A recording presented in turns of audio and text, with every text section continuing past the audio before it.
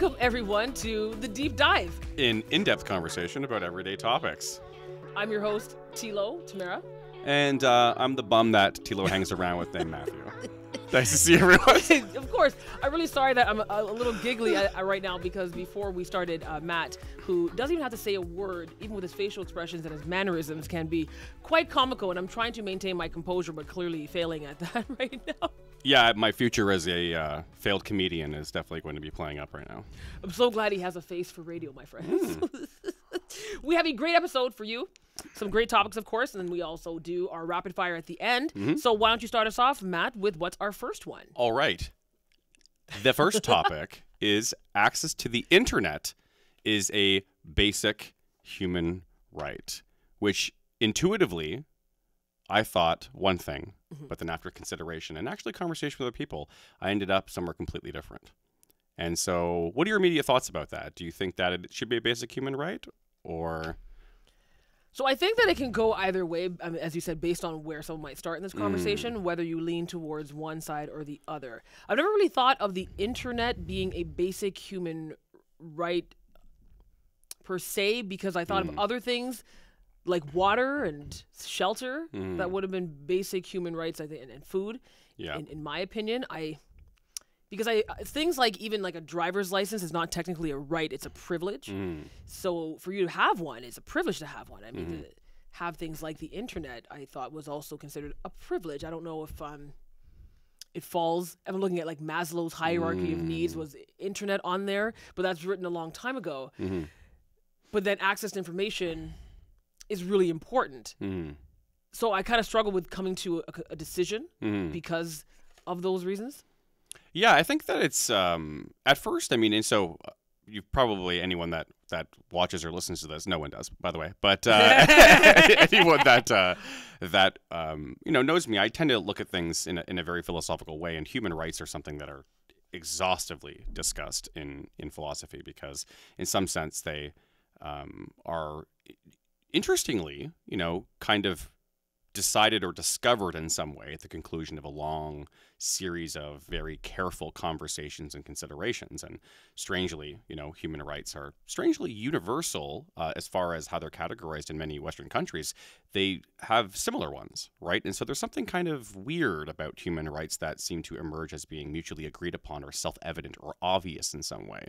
And I think that you touched on a good point there, which would be like, is it necessary, right? Like water would be necessary, for instance, or shelter would be necessary in some way. And so in some fashion, when I think of a right or human right, especially basic human rights, although maybe that's the only type, but, there has to be something essential or necessary about you being equipped with that quality or with that value that would entitle you to something, right? So in some sense, a right entitles you by virtue of your birth to something, right? Right. And so the internet in this instance, I would say that it makes life incredibly more convenient, right?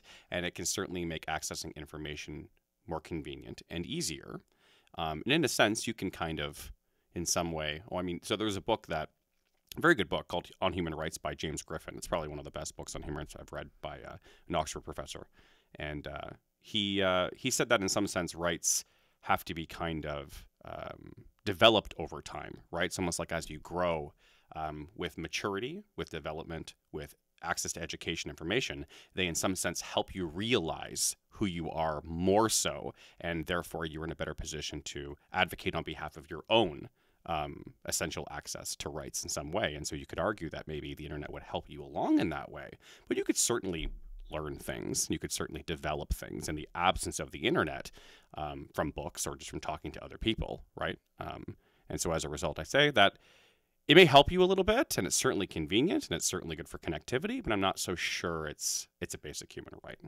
Yeah, I'd have to kind of follow on there. I don't know if it's a requirement for me to live. Like, I don't need TikTok as a human right per se, because that's something what's on the internet. I feel like there's other ways if you have to get information. For example, there's news, there's television, there's newspapers. So there's other ways that you could access information. For example, the library has obviously tons of information. There are encyclopedias. Yeah. So I struggle with, is it a human right? Now, I didn't realize and I guess I'm coming from a place of my own privilege that I didn't realize. So me living in the town that I live in right now, Sure. We have internet. No problems, lots of signals and towers that exist. I was at a town hall a few years ago, and there was a question that was posed to a very prominent Canadian about what about internet in the rural communities where apparently it was not a thing. And I'm thinking, man, what year is this? And so then I sat with, man, you deserve to have, out in your farmhouse, internet service. I didn't realize that they weren't getting it because maybe towers didn't exist and whatever service providers were not putting up towers. Yeah. And then my hat light just totally blew off because I'm thinking that person's not that far from me geographically. How could they not have internet? How do you survive without internet? And then there I was like, everyone needs internet. But I don't know if I'd classify it as a human right. But I still feel like the option to obtain it should definitely be easier and should exist. Whether the person chooses now to have internet service is up to them. But if they wanted to, they should have the option. Like if I want to drive a car, I have the option to take a test to drive a car. Not I live out in this rural part of this town in a farmhouse. I don't have the option to have internet. I'm not saying it's my right to say have it if I was to use that word, but the option should exist for sure for everybody is I think what I would say it as. Yeah, I think that's a good way of looking at it because in a way, I think that the argument you're making is that because of the location that the person, is occupying, it is in some sense to be expected that because of the infrastructure of surrounding areas and because of the amount of wealth that you have and because of the amount of stable internet access you have, as a contributing member of society, that's a taxpayer, that votes, that is a contributing member of society in some way, you should be able to access the same thing other people are. What makes you less worthy than them, right?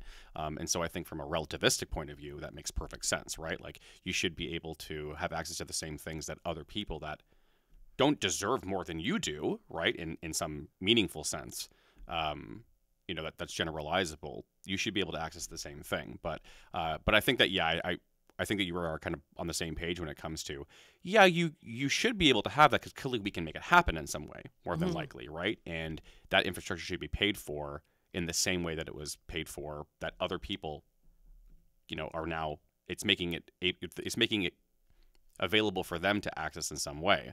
But in some sense, could we, let's say, take it away from you and I, and from this individual, they would never get it.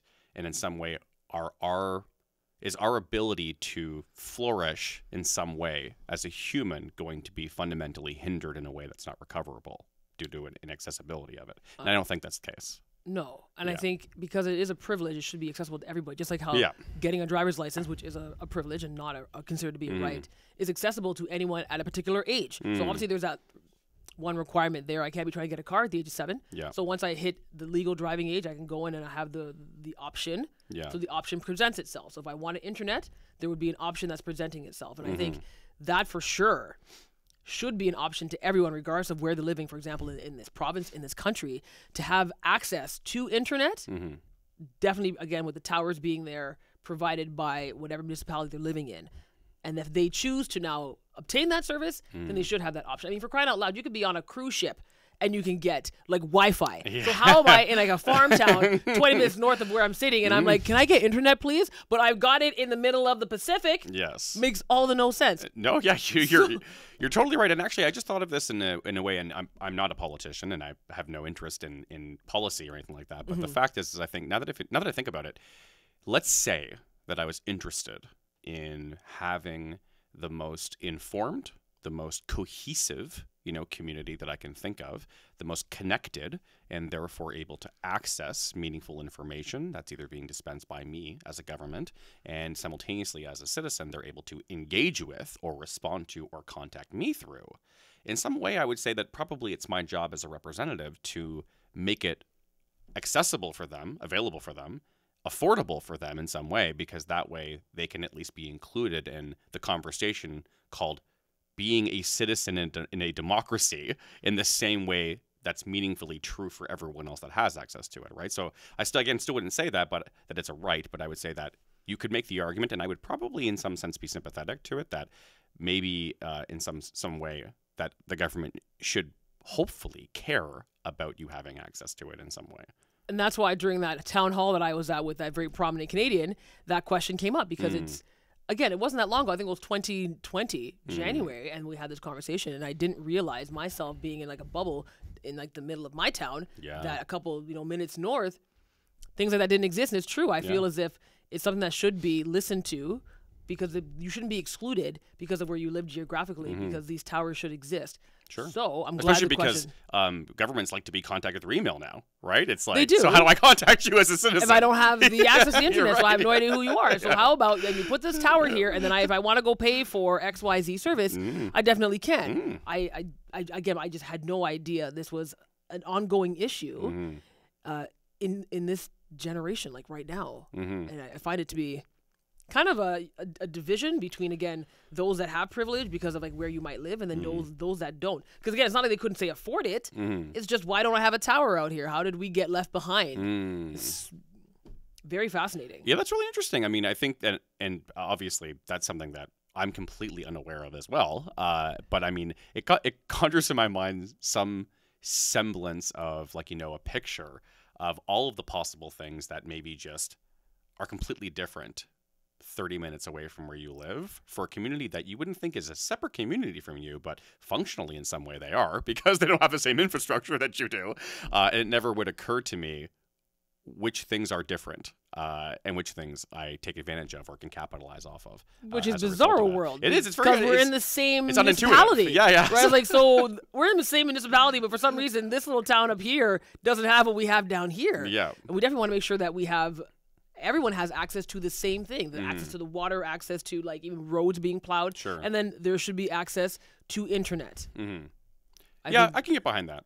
I get behind that. But I think that, I wouldn't say it's as fundamental. Yeah, to my existence and me to live. I don't need to I need TikTok to breathe, for example. Yes. And I know that there are some people out there that think you need it to breathe. But that's a trick your brain's playing on you. And that's not something you actually need.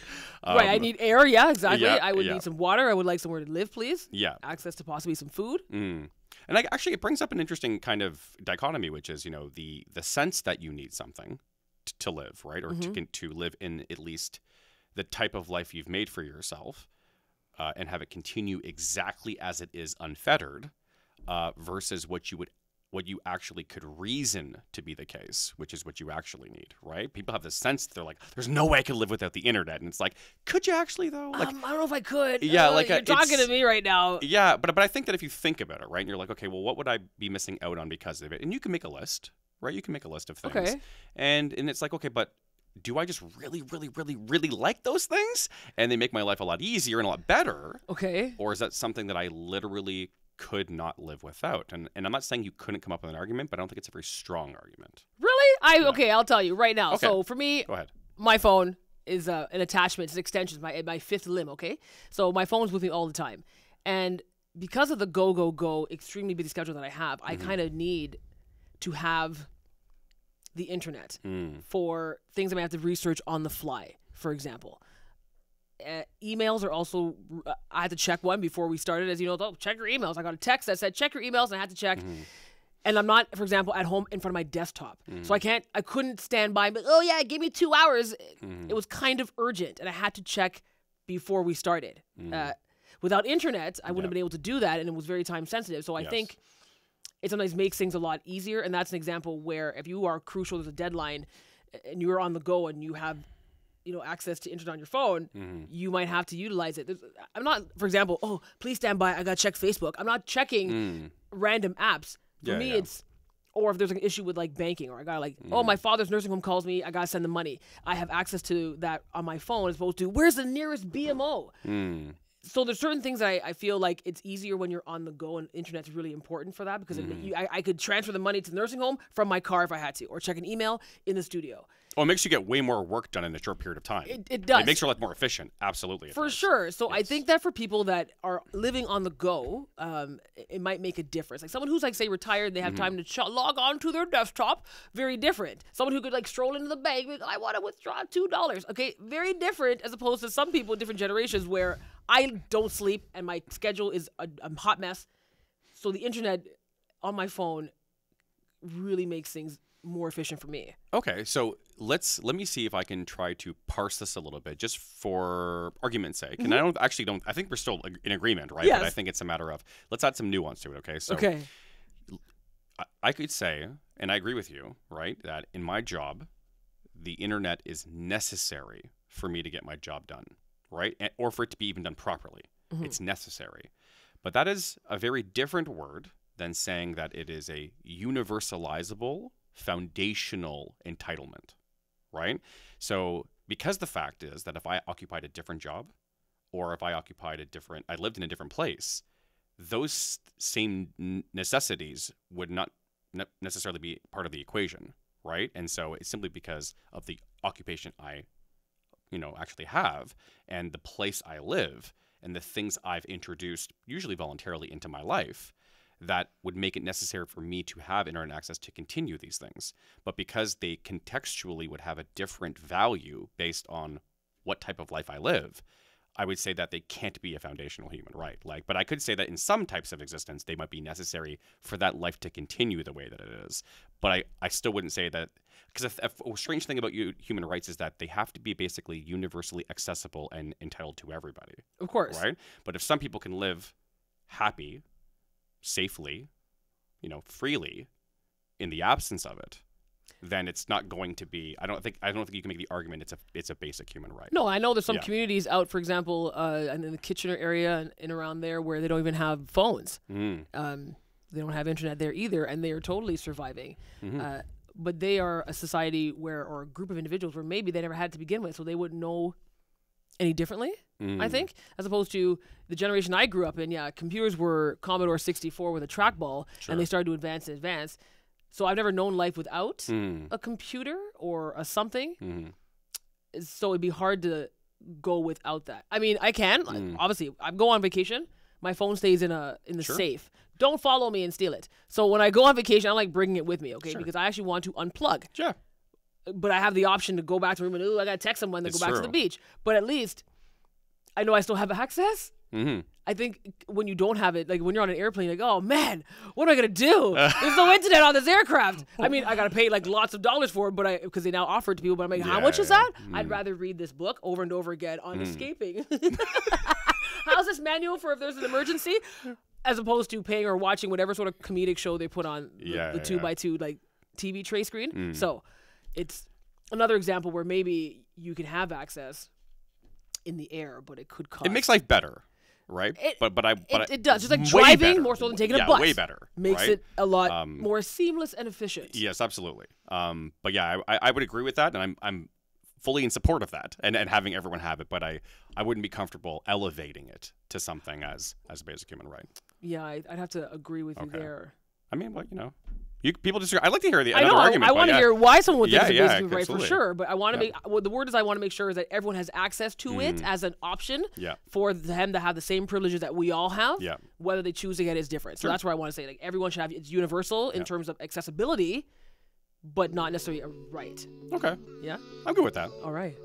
So we'll take a break and come back to the second topic.